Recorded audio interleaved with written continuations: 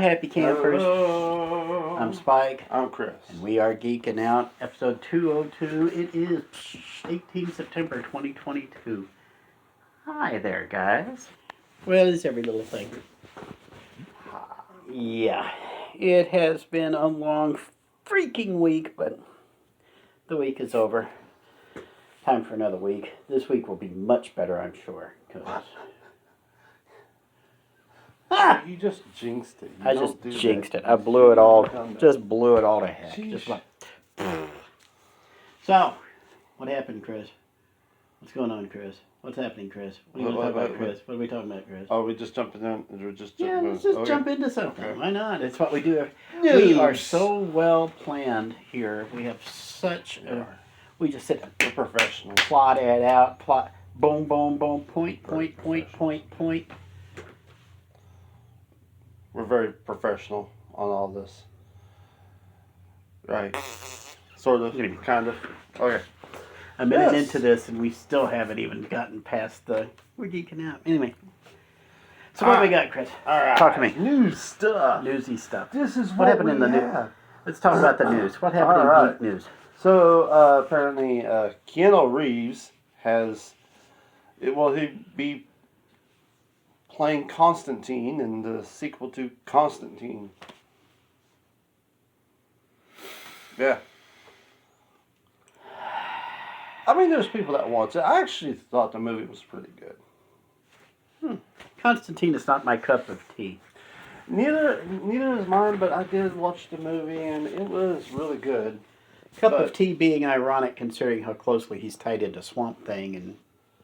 Yeah, where's Swamp Thing at? Actually, aren't they supposed to be integrating those? They're supposed to be like a. No, there's so many things that they have been One saying of the- that they're doing and then taken away. And One of the last decent ideas DC Comics has had was Justice League Dark. That's where they took all the magical, weird type things and kind of like organized them all under Batman because he's the Dark Knight. And then, so you had like Zatanna who can bend the laws of physics to whatever she wants as long as she commands it backwards.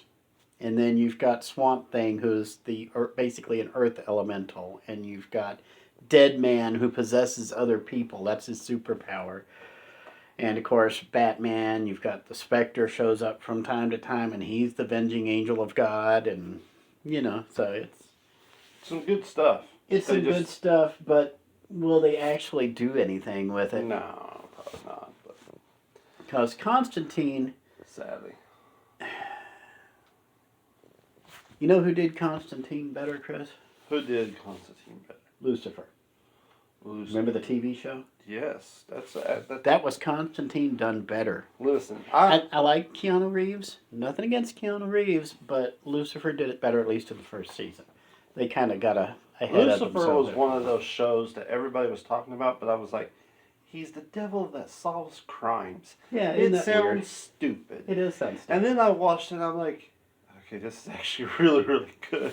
Just the first season. After that, they get a little full of it, but it's an interesting. There are some interesting concepts. Is it the most Christian thing ever? They get a little afield, but it's actually not as bad as you think it is. At least the first season. Once you get past that, forget about it. It's all smut. And I don't even remember how many seasons of Lucifer they did, but isn't that still going on? Where'd it go? Netflix? Something like that? It went to Netflix. It was canceled, then Netflix picked it up, and I think they did like 2 or 3 seasons. And 2 seasons. I actually heard something about this and learned something I sort of kind of knew, but never really connected the dots. It's why Netflix always cancels everything after 2 seasons. What? There is an actual reason for this, and it actually makes sense if you think about it. Okay. How much do you know about television show production, Christopher? Apparently I do not know much because of the fact that you just brought this up. So I have no idea. Okay, let me explain what's going on here. Okay. Okay, when you get ready to start a new show, okay, you've got the creator comes up with the Bible, and then the writers start using the Bible, which includes all the characters, how they interact, their personalities and stuff, and they start writing episodes. You get the actors and stuff to play the different parts. You get the film crew together. You get all this stuff together. You get a production unit going, Yeah. and you do that in season 1. Okay. You don't know what you never know if you're going to make it to season 2 unless the network decides, you know what, we'll go ahead and we'll say we'll give you 2 years to figure it out. It does happen, but not usually. So after that first season, if you wind up being successful and people are like, yeah, we want season 2, now you've got to get the band back together. Okay? Right. Which means now the actors who were all slated for 1 season and were starving artists before, all of a sudden sometimes they'll go ahead and just sign them up for like 2 or 3 seasons or something, which helps mitigate it somewhat.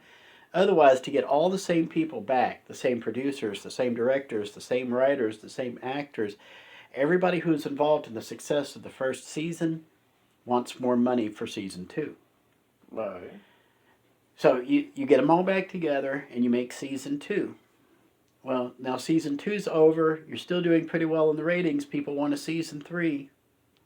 Here we go again. Everybody wants a pay raise. Everybody wants a piece of the pie. The costs keep going up and up and up with each passing season. Mm-hmm. Friends, for example, was an extreme example. By the time they finished, how long did that last? 9 seasons? 10 seasons? Something like that? Friends went on forever. By the time they reached the last season of Friends, there's what, 5, 6 people 6 people, 3 women, 3 men who are the main cast of Friends.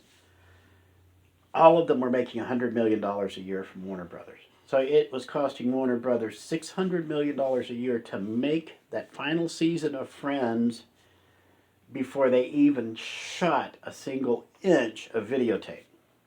Okay? Before they got a frame, they had sunk $600 million into it. Warner Brothers said, well, we'll make that up in advertising revenue. We own the show. We'll be able to put this into syndication. We'll make our money back. Yeah, it's costing us a lot now. We make our money back. ABC, CBS, NBC, Fox, the CW, all the broadcast networks do this. Okay? They have a show, they put it on, they sell advertising revenue. And if the show is successful, the more successful the show is, the more they're able to charge the advertisers. The advertisers wind up paying the costs going forward. Streaming networks do the same thing. Pluto TV, when they have something different to show, they're still showing ads. Netflix, what is the one thing Netflix does not have that everybody else, almost everybody else in the free streaming universe does not have? Well, as for right now, they have no ads. Ad revenue. That's why they want ads so bad. Disney too. All these guys want to come up with ad-supported tiers. Not just to pump their numbers up, but to help subsidize the cost of all these things. Yeah. Netflix gets no ad revenue to help offset the cost. Netflix also usually does not retain much ownership equity in the stuff they do. There's one more thing too. Standard boilerplate that's legal stuff. The legal contract for a series, or for a series especially that goes to Netflix, is that Netflix gets an exclusivity through the run of the show plus 3 years. So after the show goes off, you have to wait 3 years before you can do anything else with that property. You see. So we look at Cobra Kai. Okay. Cobra Kai started at YouTube. And what is YouTube notorious for? Come on. You know this. What does YouTube love to show you more than YouTube videos? Ads. Yeah. Ads. So Google, and it's got all that sweet Google money backing it up. It's got all, because Google is ads nowadays. So you've got all the ad revenue that supported the first. How long were they on YouTube? 2 seasons? 3 seasons? I know season. I honestly don't know. Season 4 was Netflix's first season that they showed. Okay, the first one they paid for was season 4. But by then, YouTube had already paid most of the sunk cost. And they didn't have the 3-year window on their contracts. So they were able to go from YouTube straight over to Netflix. You got season 4, and now they're showing season 5. And I think you've already watched it all, haven't you? Not all of it. Not all of it. I still got to finish a few Okay. more episodes, but I'm almost there. He's almost there. You'll give us a review when you're done. Or you want to give us a review in this episode somewhere? See how well organized we are? Probably next time. Next time. Okay. Yeah. So anyway, Netflix does not have the ad revenue to help offset the costs. Netflix counts on that exclusive window. Marvel found out about this the hard way when they did the Daredevil, Luke Cage, the whole Defenders universe. Mm-hmm. We had, who was in that? There was Daredevil, Luke Cage, Iron Fist, and, oh Lord, I can't forget. Yeah, Jessica Jones. Those are the Defenders. Marvel went ahead and did all those, but they had to wait 3 years from the end when Netflix finally gave up on the Marvel stuff. They had to wait 3 years before they could do anything with Daredevil. Okay. The 3 years finally expired. Guess when? Right when he first showed up on She-Hulk, like last week or something. That was 3 years since the Marvel deal ended. To smart. the day. Disney had it filmed, sitting in the can, and waiting. That's why they waited so long to release She-Hulk, because they wanted to reintroduce Daredevil back into the Marvel Cinematic Universe. And they picked the Netflix version to reintroduce. So the good Daredevil is the one that's been reintroduced into the MCU. Or MCU, I guess you could say. You know what I've noticed is that how when they advertise like their shows and stuff, it's so just that they're lying to you. Mm-hmm. And the only reason why I say that is I just saw a commercial of what's the new Star Wars show, Andor. Mm-hmm. And it says this is the best Star Wars prequel thing that you've ever seen, and I'm like, really, you're gonna stack that up with Mandalorian? See, really? Here's the thing. Like, here's the thing. Okay. If we were to give out blatantly, obviously, patently false blurbs like that, if we were to do that, odds are at some point Geekin Out would be quoted in one of the blurbs for these things if we just sat there and fluffed them like that. They lie all the time. I mean, they did it with She-Hulk. It's like the best Marvel series, and I'm like, really? Like, you guys are really telling me that these are the best you got out of all the other stuff that we know we have already seen and we already know is actually really good. You're saying this is good. Okay, on the count of 5, let's both call out what the best Marvel series of all time was. Ready? Okay, wait.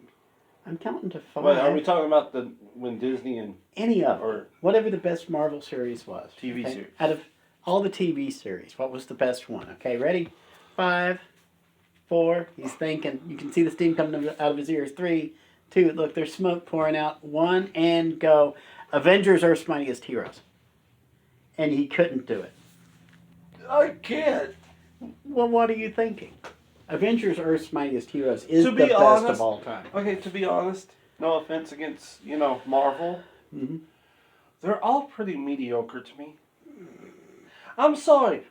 There are some really good shows. Like, I did like Daredevil series on Netflix. I did like the Punisher series. I did like, Luke Cage, of what I got to see of it. I only watched, I think, first season and a half a second, and then I just stopped. But the thing is that they're good, but they don't stack up to great. If that makes sense. Yeah. Like, I mean, you can't sit here and make a comparison between Avengers, Earth's Mightiest Heroes, and Avengers Endgame. Yeah. Okay. You're not going to be able to make, or even the first Avengers. You're never going to be able to make the comparison. But the series has more room to operate. They're not limited to a 2.5, 3 hour window to tell a story. They can actually develop characters. Most of the Marvel shows do a lousy job of it. Okay, WandaVision showed the most development as far as the live action shows ever did. And Avengers Earth's Mightiest Heroes, I consider the best, whether it's animated or live action, because they actually stuck to the source material and they considered it, they actually treated the source material with respect. And so you got the Kovacs saga, you got the, you got you got Secret Invasion before the Marvel Cinematic Universe could get a hold of it. You got all these other things. You got the Winter Soldier showed up and all this other stuff. And it was just so good because they were taking classic Avengers stories and bringing them into the animation, sir. Yes. I got one. Moon Knight. Yeah. If it floats your boat. Here's the thing. Okay, here's the thing. Yeah. The reason why I like Moon Knight is because you're dealing with Egyptian gods. Okay, that right there is pretty cool. And I have never seen that done in pretty much anything else that has anything related to superhero stuff. Also, the dude's acting of him going, having split personalities and stuff like that, especially at the end of the season when when you find out that the one that you've been following the entire time is actually the fake one. Spoilers.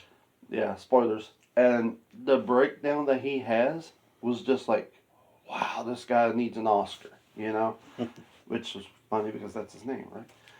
But I've never seen a show like it. Now, a lot of people love, like, WandaVision. WandaVision's a good show. But it's like a windy, like a curvy road with hills and stuff to where it's like, you got your good episodes and then you get the episodes that you just, Loki, everybody loves Loki. I love Loki. But I don't like the TV show Loki because they took away that personality that Loki had. They just took it away. And he was just blah. Yeah. Winter Soldier, same thing. It's like you had some good episodes. There were some strong episodes, but then it's like, They just don't stick. It comes down to, again, respecting your source material. If you are trying to score phony baloney brownie points because some billionaire wants you to make phony baloney brownie points and is willing to subsidize your stuff so you do it, which is the conspiracy theory of the week, then you wind up with Falcon and the Winter Soldier where it's like slog. Exactly. And WandaVision, the reason why they yanked Doctor Strange out of WandaVision is because they didn't want a white guy in the show. Even though it was custom built for Doctor Strange, they still pulled him out, and that's why it had so much trouble gaining any traction over time. But yeah. So I think that, again, nothing against Marvel, and every time there's a Marvel movie, I will go watch it because you have to keep up with everything in order to understand what's going on here, there, and all that stuff. But the truth is, I think that's why I'm more of a DC fan, because DC, for some reason, it's like you got more characters that has a deeper storyline that you kind of like better. I like better than when I do Marvel. Again, Marvel stuff, it's like up and down, Some of their stuff is good, and I know you're going to say Disney can't make movies, or DC can't make movies. DC can make movies. They don't make as many, but they make them a much, much better. I double dog dare you pick any of the last 10 Marvel movies and put it against Joker and tell me which is the better movie. Yeah, there's more death. Yeah. In DC. Because, again, okay, you're just dripping with irony to me right now. Here's the thing. DC has always had the more likable characters. Yeah. Always. Marvel heroes are 80% a-holes. Okay? They really are. They're written like jerks. Oh my goodness. Captain America today is not the Captain America I grew up with. Okay? The Captain, who is not the Captain America, that was the Captain America of the 80s, who is not the same as Captain America of the 70s, who's not the same as Captain America of the 60s. There was none in the 50s and the 40s. Marvel characters are written to be less likable. DC characters are written that people respect the job they do. They see them as being somewhere on the same plane as a cop, a paramedic, a firefighter, a superhero. They are people who volunteer to go above and beyond just to try to make things better. DC, the people, the non superheroes, will give the heroes the benefit of the doubt. Marvel, Marvel ordinary people do not. That has always been the main difference between the two. DC has a more optimistic view, Marvel has a more pessimistic view. It's just baked right into the cake, and there's nothing you can do to change that. Yeah. As you were pointing out, you've got all these Marvel characters, and these things just get worse and worse and worse, and you're like, it's a slog to get through these things. I tried to get you liked Moon Knight. I didn't. I wasn't as big a fan of Moon Knight as you did. I didn't finish the series, and I'll admit it. I got through 2 episodes, I think, and I was like, I got tired of waiting. This was the to me, Moon Knight had the same fault that WandaVision did. They didn't leave enough breadcrumbs so that you could keep following the trail. You couldn't tell there was a trail there with WandaVision. You had to get into the second episode to see the first breadcrumb, and then by the third episode, you started seeing the trail and you could follow it. Started way too late. Moon Knight did the exact same thing. They tried to put in some breadcrumbs, and it got lost in the stuffing, so to speak. So, but this is, like I said, this has always been an issue. DC, okay, we've talked about David Zaslav before. He's the guy in charge of Warner Discovery, and how he's putting the law down on DC right now. The reason why is because this Zaslav knows, but a lot of the geeks and the fans know, that a lot of the people at DC Entertainment do not, because they're too busy sucking up whatever subsidies they can get to keep preaching a message instead of telling a story. You're about to see the worm turn on that, by the way. There's going to be, by the time 2024 gets here, I think you're probably going to finally see the end of this fad. And I just told you it was a fad 2 years ago. But it's one of those things where you cannot sit there and tick off the DC fans by treating your characters, your source material, with disrespect, like they were going to do with Batgirl, like they were doing with Batwoman, like they were going to do, like they did with the Birds of Prey movies, like they did with, almost tried to do with Justice League, what they did with all these other characters. Shazam shook him off and treated the characters with the source characters with respect, and it paid off. Aquaman paid all the heck off. They treated him as a serious character when nobody else on the planet did, and everybody on the planet lined up to give the money for it. Mm-hmm. That's what the new executives at DC are trying to put into place. Treat your source material with respect, just like Marvel did at first and lost their way under Kevin Feige. Yes. Again, no offense against you Marvel lovers, but yesterday I sat down and I watched The Dark Knight. And it really struck me on how good it actually is, and the story itself, and then the ending. Oh my goodness. I've seen this movie 1,000 times. Love it.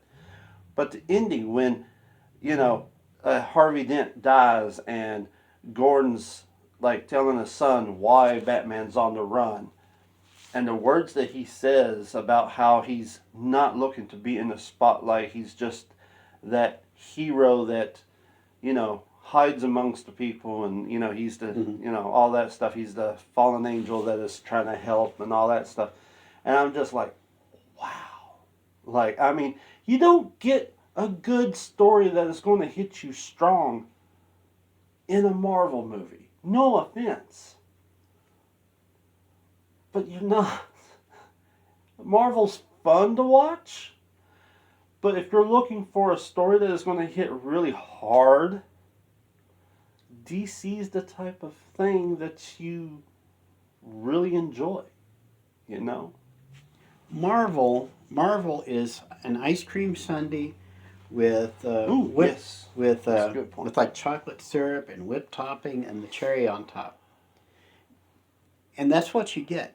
Yeah, Okay, that's the that's entire true. meal you get is the ice cream sundae, and it's a good ice cream sundae. And oh boy, it's such good ice cream. It's such good chocolate syrup, and you love the whipped topping and the cherries, just sweet and tender. And then after you've eaten about the 20th sundae for dinner, you're ready for something else. DC, stay with me. Superman has they've lost their way on Superman, and I think they're going to finally get it back. DC gives you character, gives you when DC does a movie, it's like a four-course dinner. You've got your roast chicken right there in the middle. You've got mashed potatoes with some gravy on top. You've got some nice simmered green beans and maybe some buttered corn on the side. And there's a roll up there with glazed with butter and stuff. Now I'm It is a hungry. fulfilling. It's more fulfilling because it goes deeper into the depths of it. Yeah. They don't just sit there and say, here's a character point, bam. Yeah, here's my development. Boom, there you go. There's my development beat. Take it. The only Marvel movie I can think of where they actually did that was Civil War, where they had to take responsibility for the stuff that they have done. Mm-hmm. Like, oh yeah, people were hurt. You In, dropped an entire city on people. in other words, they learned a lesson a 12-year-old learns. Okay, Yeah. Batman. Remember until 1989. Let's do a little history digging here. Until 1989, Batman was a joke in pop culture because everybody remembered Adam West and Batman from 1960. That was Batman. Batman was a joke. Even among people who hadn't read the comic books in years, they remembered the composite Batman Superman. They remembered Batman of Universe X and all the goofy stuff. It wasn't until '89 when Batman was treated seriously. And let's be honest, Batman from 1989, the first one with Michael Keaton and Jack Nicholson, as much as I love it, it was no great shakes in the storytelling development. It certainly didn't develop the characters that much, but Sure. compared to what passed for character development in Hollywood at the time, it was light years beyond everybody else. That's why it had staying power. You actually grew to care about these characters. You cared about Bruce Wayne somewhat. You cared about Batman, absolutely. Vicky Vale, tosser. But Jack Nicholson as the Joker, come on. This was just like chewing the scenery, and it was a race between Jack Nicholson and Michael Keaton to see who could chew the scenery the most. And of course, Jack Nicholson just left him in the dust because nobody chews the scenery like Jack Nicholson. Yeah, that's But true. but from that point forward, suddenly everybody realized, you know what? You can take superheroes seriously because they are at their root heroes. Okay? Yeah.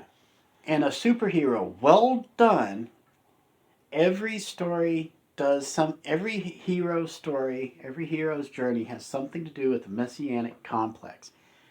You are sacrificing your time, your relationships, your family, your life, your job.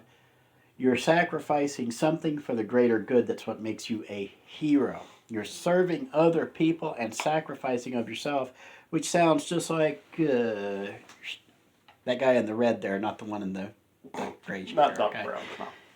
Over and over, because it's a principle of Judeo-Christianity, is that serving others is your ultimate goal, your ultimate thing you can do. And once Batman did that, it started opening the floodgates to a different type of storytelling. Truth be told, Chris, I'm going to ask your opinion, and you don't have to do anything. Which was better, Tim Burton's 1989 Batman or Batman the Animated Series? Batman the Animated Series. That is correct. You are absolutely correct, sir. And It started a wave of something better, but it did put out a curse because now everybody wants a dark and gritty superhero movie from DC, and it's like Yeah, You know, you don't have to do that with every movie. You know, you can lighten it up a little. it infected everybody right up to where they got to Justice League Dark, which brings us full circle. But eventually, Shazam Yes, broke the mold. Shazam. Okay, Shazam is, I'm not going to say it's bright and cheery, but it is a different take on the genre, and that's why it did so well. That's why I'm glad we're getting the second one. We're getting Black Adam out of that. That's a good thing. We've got, I think Henry Cavill has finally agreed on another Superman. He's back as Superman. So, and he's supposed to show up somewhere in the Black Adam movie. I don't know where, but hey, still a good thing. You're starting to see things change because Marvel, like I said, Marvel has always prided itself on its realism. People would disapprove of these people going out and doing these things. Marvel is more of the Black Lives Matter Antifa type of worldview. Oh boy, I'm going to get it now. DC is more Middle America's view. If you were to see a cop as somebody who cannot be trusted and who should not be tolerated and needs to be torn down, you're going to be a Marvel fan. If you believe cops are doing a difficult job, they're doing the best they can, and they should be given the benefit of the doubt, you're going to be more of a DC fan. Avengers over here, where they just basically become tyrants and dictate to the world how we're going to react to an alien presence. Justice League, where they sit there and fight tooth and nail and just scrap for every inch to turn the threat away from innocent civilians. Marvel drops a city on somebody. Justice League blows up their entire watchtower satellite in orbit in order to protect the people down below. That's the difference. Now there are exceptions that prove the rule. Spider-Man will sacrifice himself to save an innocent person. Individually, they will. Okay? Spider-Man, Captain America, Thor. Would the Punisher sacrifice himself to save an innocent person? Probably not. Punisher's just an old guy that had enough of everything. So he's just like, get him away, I'll smack you. I can agree with that. We're at that I can age, so concede we the know. point. That's the whole Death Wish, Dirty Harry thing, which is what he grew up out of. But I remember the Executioner. If you don't remember the Executioner novels, research them online, and check to see what's going on. But that was where the Punisher came from, and the Punisher also spun out of the Dirty Harry Death Wish thing. So, guess what, Chris? We are 30 minutes into this episode. We need to wrap. I just want to say, holy cow, we actually had something to talk about. Yes. You know, yeah, they do get too political. I mean, I'm sorry, I'm just going to point this out, but I'm also going to point out something else. One, the what is it? Winter Soldier and Falcon and the Winter Soldier. Mm-hmm. That one scene where it's like they go visit the very first Captain America, and you got Bucky and you got Sam, mm-hmm. white guy, black guy in an all-black neighborhood. They get into an argument, and then the cops show up and start pointing guns at the black guy, and it's like, really. Got to get Stupid. your digs in, and again, that's the difference between Marvel and DC. Go ahead. But anyway, I just want to point that out. That's so stupid. But I also want to point out, if it wasn't for Disney, listen, no offense against Disney, but you Marvel lovers is getting fed too much to where you're getting fat. Okay?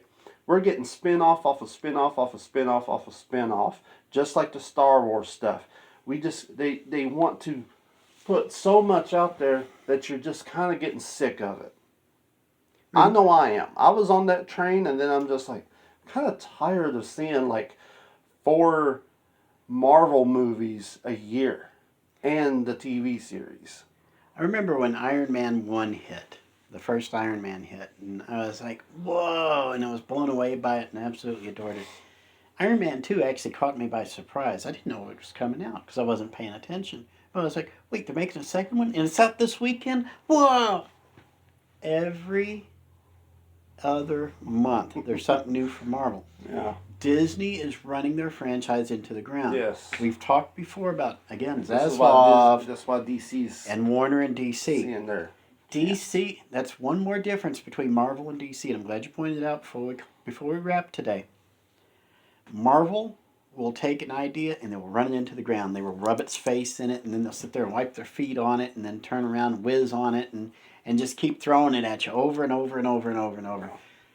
The variant cover was a Marvel idea, where you have the same comic with 30 different covers, so that if you want to be a completist, you have to, just like Pokemon, you gotta catch them all. DC movies are events. Okay, DC TV not so much.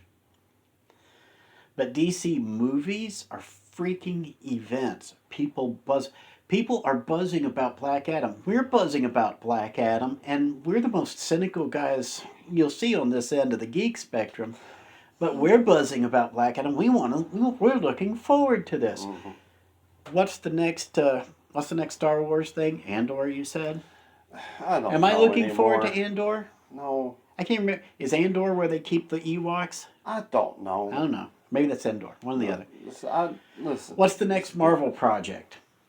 I don't know. I don't care. Because I know it's going to be here in another month or two. I just don't care. I guess. I don't know anymore. Black Panther 2, Marvel fan 0. But we're getting the prequel of it this weekend with Woman King. Oh. Yeah. But,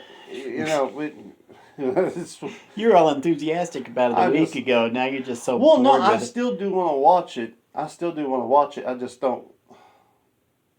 You're just not going to make a concerted effort to see it? No, I do. It's just, it got ruined for me. Here's the thing.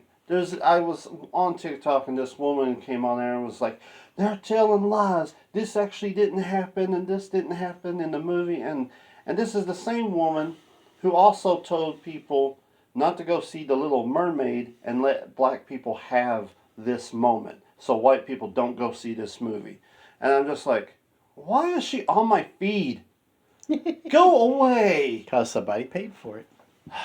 Somebody paid for that place. It just like ruined it for me, because she's like sitting there going like, this is not how it happened, and they actually sold slaves themselves and all this, and I'm like, I didn't. That's not what I heard in history, but whatever.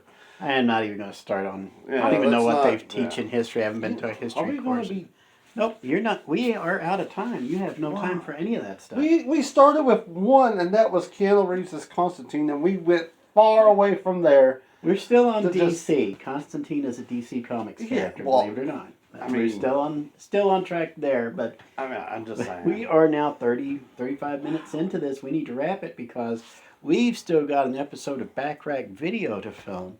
This week we're going to be looking at the most tear-jerkingest moments of Adam 12. So I've picked 5 episodes of Adam 12. If you've never watched Adam 12, watch this week's episode of Backrack Video and watch these 5 episodes I've picked and see what you think. I actually am still working on episode 502 of The Chore of Duty, by the way. It's coming, I promise. Just be patient. It's coming. Also, like I said, we're recording this on Sunday, September 18th, 2022. The Cave Run Storytelling Festival is coming up this next weekend. It is coming up Friday the 23rd and Saturday the 24th.